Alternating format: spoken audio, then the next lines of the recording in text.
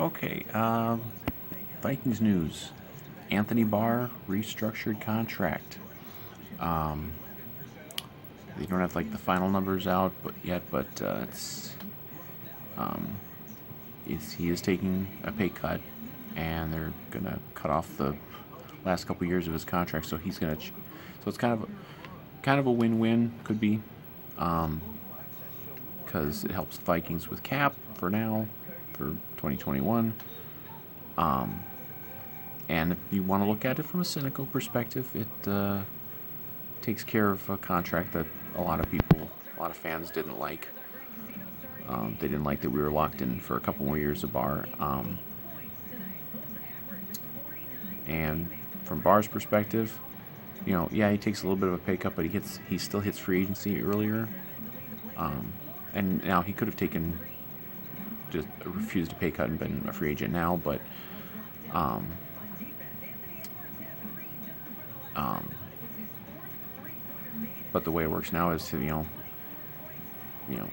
he's kind of betting on himself a little bit by agreeing to this, because now he can come back play next year. I mean, if he has a really good season, hey, he can clean up in free agency again, and he might even come back to the Vikings. This doesn't guarantee that he won't be with the Vikings beyond next season. Um, but I mean, this is a very, very team friendly move for Barr.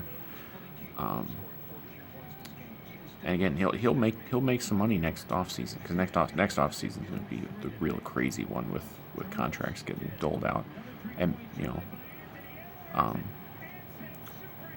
and we know how much Zimmer loves Barr, so this doesn't mean we're going to be without Barr after this next season. What it does mean is we have even more cap space now. Um, we've got well into double digits in millions now of cap space, and they still haven't done a lot of the things like, there's still a couple guys out there to be cut who have been talked about as being cut. The extensions, they haven't done any of the extensions yet, or the rumored extensions. They got a lot of tricks left in the bag here. Um, you know, they might end up in a position where they can go out and sign a couple of legitimately high end free agents, maybe a couple guards, maybe a pass rusher and a guard. Who knows? Um, but I mean, this is setting up where they can really make some noise in free agency, and again, it's a buyer's market with a lot of guys getting cut out there. Um, I think this is a really, really exciting time for Vikings fans, because we might be able to really clean up here in free agency with the cap space we got, and again, we can always create more. There's always ways to create more, but so yeah.